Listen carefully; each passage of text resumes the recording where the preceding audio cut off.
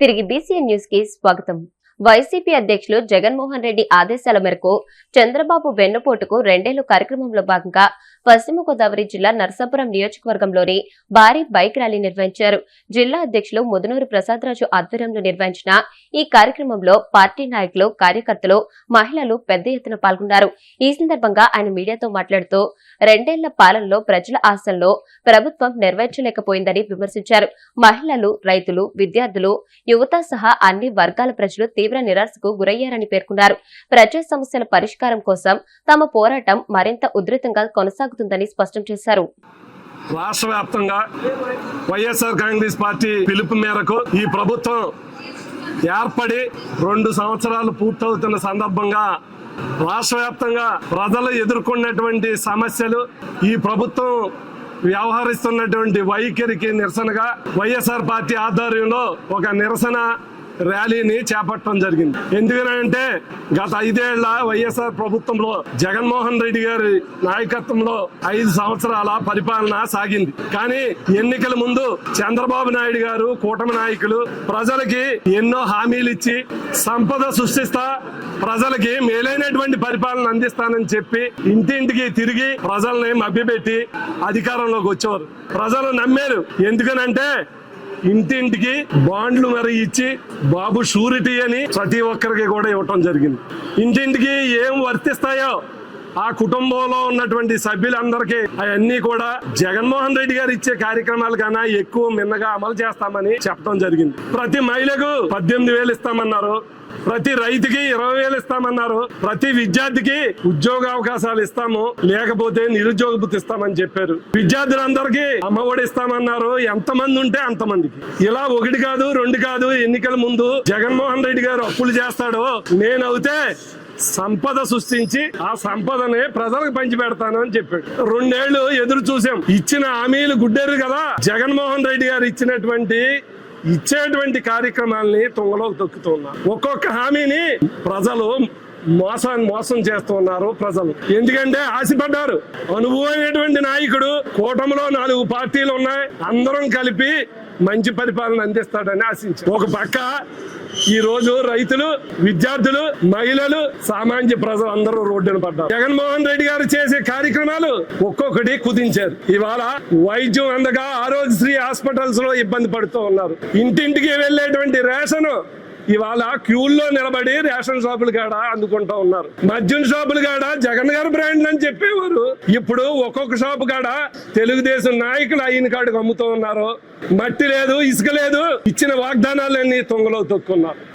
అభివృద్ధి చేస్తామని చెప్పారు.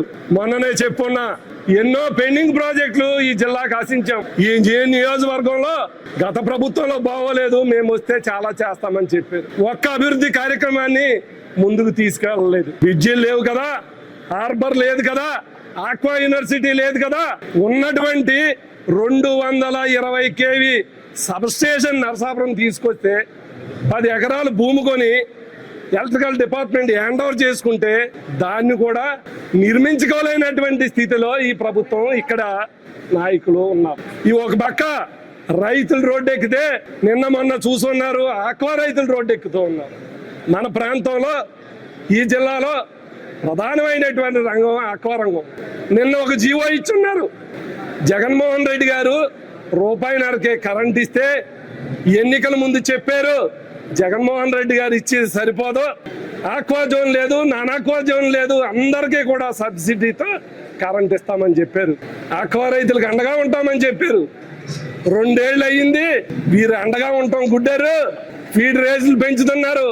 అమ్ముదామంటే రియల్ రేట్లు తగ్గిస్తూ ఉన్నారు. ఒక పక్క నిన్న జీవో ఇచ్చి పవర్ ఫ్యాక్టర్ చూపించి కోత విధించేటువంటి పరిస్థితిని తీసుకొస్తా ఉన్నారు. అడిషనల్ లోడ్ అవుతే సబ్సిడీ రాదని జీవోలో మెన్షన్ చేస్తున్నారు. ఇలా మంచి చేయటం పోయి ఈ రోజున ప్రజలను ఇబ్బంది పెట్టేటువంటి కార్యక్రమాలు తీసుకొస్తా ఉన్నారు. యువత ఆశించారు.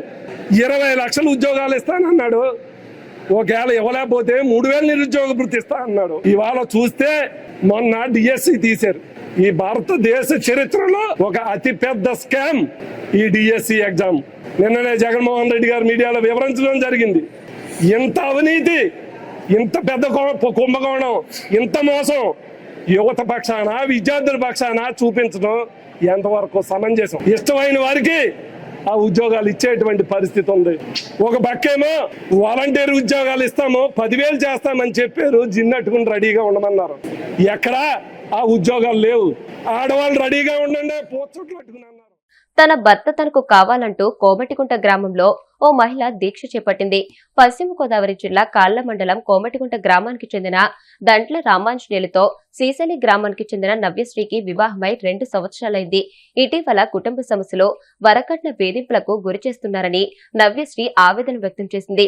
విడాకులు కావాలంటూ భర్త నుండి నోటీసులు పంపారని, కానీ తనకు భర్తే కావాలని భీష్మించుకుని దీక్ష చేస్తుంది. తనకు న్యాయం జరిగే వరకు భర్త ఇంటి ముందు దీక్ష విరమించనని మీడియా ముఖంగా ఆమె ఆవేదన వ్యక్తపరిచింది. నా అత్తోరు కావనుకుంటా నా పుట్టినీళ్ళు చేసలే అందరి సమక్షంలో నన్ను పెళ్లి చేసుకున్నారు. ఎంత కాలితే అంతే అని తీసుకున్నారు. తర్వాత మా అత్తయ్య గారు మా మావయ్య గారు కలిపి వరకట్నం గురించి నన్ను బాగా వేధించేస్తున్నారు.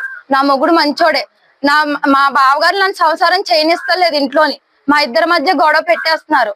పెట్టేసి ఇష్టం వచ్చిన మాట్లాడి చేస్తున్నారు. నన్ను వరకట్నం కింద వేధించేస్తున్నారు ఇంట్లో. ఇంకా తే అని బావగారు దుర్గబావగారు మిలిటరీ ఆర్మీ ఆయనే నా జీవితాన్ని నాశనం చేసేసారు. మా బావగారు వల్ల నాకు విడాకులు వచ్చినాయి. అసలు ఏంటి, నాకు న్యాయం కావాలి. నేను దీక్ష చేస్తాను, ఎన్ని రోజులైనా నేను ఇక్కడే ఉంటాను. నాకు సంసారం కావాలి, నేను విడాకులు ఇవ్వను. నన్ను వరకట్నం గురించి వేధించేసి అందరు ఇష్టం వచ్చిన కొట్లు కొట్టేస్తున్నారు నన్ను పట్టుకొని. అయినా కానీ నేను కాపురం చేస్తున్నాను. నన్ను మా అత్తయ్య గారు చాలా టార్చర్లు పెట్టేస్తున్నారు ఇంట్లోని. అసలు వేధింటున్నారు. అసలు చాలా భరించుకుంటూ వచ్చాను నేను. నా పెళ్ళై 2 సంవత్సరాలు అయింది. ఈ రోజులో 4 నెలలు నా భర్త బానే ఉన్నాడు. తర్వాత నుంచి నా మొగుడు వీళ్ళ మాటలు విని నన్ను కొట్టి ఇష్టం వచ్చినట్టు చేసినా నేను భరించుకు వచ్చాను. నువ్వు ఈ అమ్మల ఇంటికి వెళ్ళి ఇదితే అదితే అన్నారు. మా అమ్మ ఆపరేషన్ చేయించుకుందని 2 రోజులు ఉండని వెళ్ళి దేబెట్టి తర్వాత రోజు లెటర్ పంపించేశారు. నేను దీక్ష చేస్తున్నా, నాకు నా మొగుడు కావాలి, నాకు విడాకులు వద్దు, నాకు నా సంసారం కావాలి. ఎందుకు నన్ను వరకట్నం గురించి ఇంకా అత్తే అని వేధించేస్తున్నారు. మా మావయ్య గారు సత్యనారాయణ అని పేరు, ఈవిడ పేరు నాగమణి, మా అత్తగారి పేరు. ఈడికి ఒక ఆడపిల్ల ఉంటే తెలుస్తుంది ఆ బాధ ఏంటో. వీళ్ళకి 3 మగపిల్ల మాలు తెలుస్తలేదు. అసలు చాలా నరకం చూపించేస్తున్నారు ఇంట్లో పట్టుకొని నన్ను. నేను ప్రేమించి పెళ్లి చేసుకున్నానని రాశారు. 4 సమక్షంలో జరిగిన పెళ్లి ఇది నాది. గుళ్ళో 4 సమక్షంలో కట్నాలన్నీ 4 సమక్షంలో పెద్ద మనుషుల్లో, మా ఊరు పెద్ద మనుషుల్లో జరిగిన పెళ్లి నాది. ఇది చేతులు అవన్నీ కోసేసుకున్నానని చెప్పారు. అవన్నీ అబద్ధమే. అసలు నేనేం కోసుకోలేదు, చేయలేదు. కాబట్టి చూసుకోండి, అబద్ధమైతే నాకు చూసుకోండి ఎక్కడ కోసేసుకున్నాను. పేరు కోసేసుకున్నాను అన్నారు. ఎక్కడ కోసుకున్నానో చూపించండి నన్ను. నాకు నా మొగుడు కావాలి, నాకు న్యాయం చేయాలి. నేను ఎన్ని రోజులన్నా నేను ఇక్కడే కూర్చుంటాను. కలియుగ ప్రత్యక్ష దైవం తిరుమల శ్రీ వెంకటేశ్వర స్వామి వారిని గవర్నర్ అబ్దుల్ నజీర్ దర్శించుకున్నారు.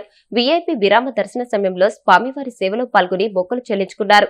దర్శనానంతరం వీరికి రంగనాయకుల మండపంలో వేద పండితులు వేదాశీర్వచనం అందించగా ఆలయ అధికారులు స్వామివారి తీర్థ ప్రసాదాలు అందజేసి పట్టువస్త్రంతో సత్కరించారు. వార్తలు ముగించే ముందు ముఖ్యాంశాలు మరొకసారి.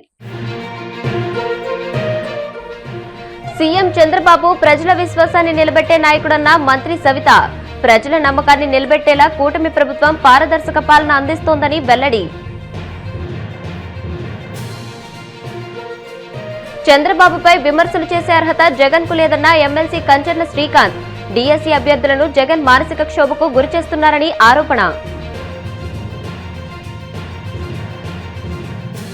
పశ్చిమ గోదావరి జిల్లా నర్సాపురంలో చంద్రబాబు వెన్నుపోటుకు 2 ఏళ్లు కార్యక్రమం. జిల్లా అధ్యక్షుడు ముదునూరి ప్రసాద్ రాజు ఆధ్వర్యంలో భారీ బైక్ ర్యాలీ.